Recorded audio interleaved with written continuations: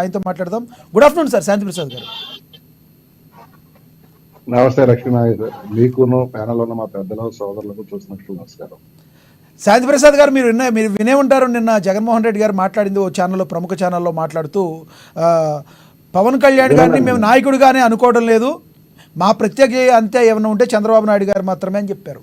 నిజమేనంటారా? ఆయన నిజంగా సీరియస్గా తీసుకోలేదా?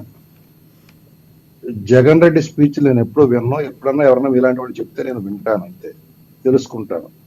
నాకు అంత ఓపిక లేదు, అంత శక్తి కూడా లేదు. మీరు ఎప్పుడు అంతకుముందు ఎప్పుడు కూడా పవన్ కళ్యాణ్ పేరు డైరెక్ట్గా ఎప్పుడు మాట్లాడాలి, ఎప్పుడు మాట్లాడినా ఆయన దత్తపుత్రుడు అనే మాట్లాడతాడు అనుకోండి, అది వేరే విషయం.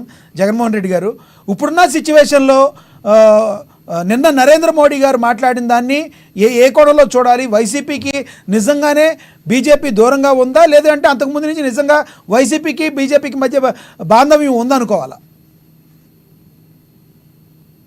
మనం రాజకీయాల్లో ఏంటంటే ఒక తప్పుడు సాంప్రదాయాన్ని ప్రవేశపెడుతున్నాం అండి.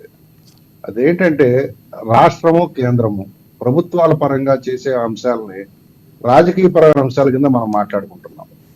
అక్కడ జగన్ రెడ్డికిను నరేంద్ర మోడీకి వ్యక్తిగతమైన పరిచయాలు లేకపోతే ప్రేమలు లేవు. అక్కడ ఆంధ్ర రాష్ట్ర ప్రభుత్వము కేంద్ర ప్రభుత్వం మధ్య జరుగుతున్న విధానాలుగానే మనం గమనించాలి. మన రాజకీయ పార్టీలు ఎట్లా దారని అంటే మీడియా ఛానల్స్ కూడా కొన్ని ఏదో జగన్ రెడ్డి గారికి ప్రత్యేకమైన అవ్యాజమైన ప్రేమను నరేంద్ర మోడీ గారు చూపిస్తున్నారు ప్రధానమంత్రి హోదాలో అని కొన్ని ప్రచారాలు చేసుకుంటున్నాయి. వాటి వికారాలను బట్టి ఉంటాయి. కానీ ఇక్కడ చూడాల్సింది ఏంటంటే భారతదేశ ప్రధాని తన దేశం అంతర్భాగమైన ఆంధ్రప్రదేశ్ అనే రాష్ట్రానికి ముఖ్యమంత్రిని 6 కోట్ల మంది ప్రజలకు రిప్రజెంటేటివ్ని ఆ రకంగానే సముచితంగా సగౌరవంగా పలకరించడం జరుగుతుంది, మర్యాదగా చూడటం జరుగుతుంది తప్పితే రాజ్యాంగపరమైన ప్రజాస్వామ్యబద్ధమైన విలువలతో కూడిన సాంప్రదాయాలతో. అంతకు మించి ఒక మెట్టు ఎక్కువ లేదు, ఒక మెట్టు తక్కువ లేదు. శాంతి ప్రసాద్ గారు చెప్పండి సార్, ప్లీజ్ కంటిన్యూ. దానిని ఎవరైనా అతిగా ఊహించుకొని మోడీ గారు మా పట్ల అతిగా ప్రేమ కొన్నారని ఎవరైనా చెప్పుకుంటే అది వాళ్ళ భావదారిద్ర్యం. ఓకే, అంటే ఇప్పుడున్న సిచ్యువేషన్లో బట్టి చూస్తే జనసేన, బీజేపీ, అదేవిధంగా టీడీపీ 3 కూడా ఎన్ని సీట్ల వరకు గెలుచుకునే అవకాశం ఉందని మీ వ్యక్తిగత అభిప్రాయం సార్? జస్ట్ 2019 రిజల్ట్ అటు రిజల్ట్ అవుతుందండి, అంతే. ఓకే, అంటే మరోపక్క చూస్తే వైసీపీ క్యాడర్ మొత్తం కూడా మేము ఫుల్ జోష్లో ఉన్నాం, రానున్న రోజుల్లో మళ్ళీ మేమే అధికారంలోకి వస్తామని ఘంటాపథంగా వాళ్ళు కూడా చెప్తున్నారు. మీరు ఒక అడ్వకేట్గా చెప్పండి, అంటే జనసేన నేతగా కాకుండా ఇప్పుడున్న సిచ్యువేషన్ నిజంగా అలా కనబడుతుంది అంటారా?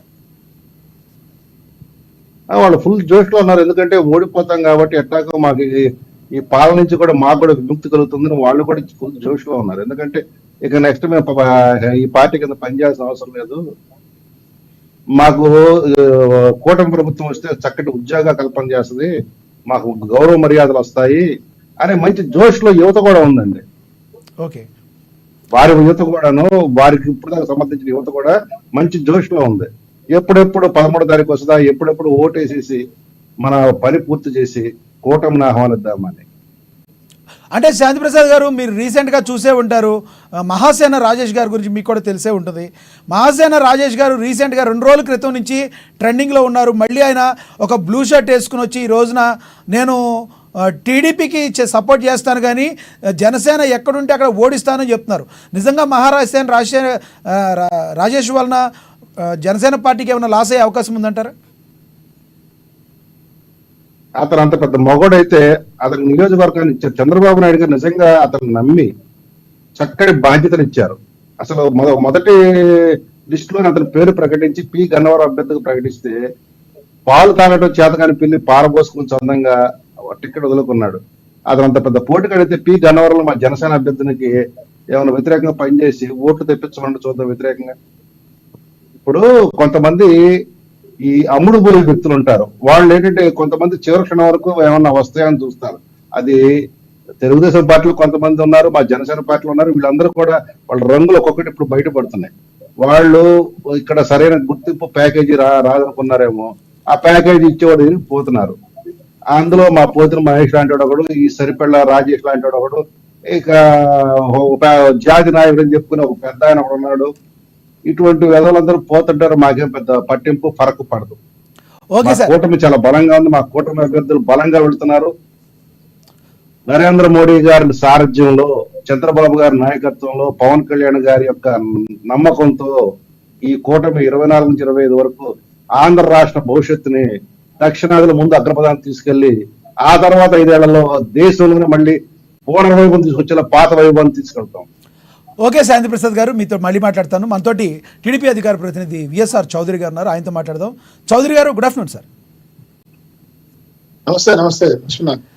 చౌదరి గారు, నిన్న మీరు జగన్మోహన్ రెడ్డి గారి ఇంటర్వ్యూ చూసే ఉంటారు. ఆయన మాట్లాడిన మాటలని ఏ రకంగా చూడాలి అంటే, ఒక రక్షణాత్మక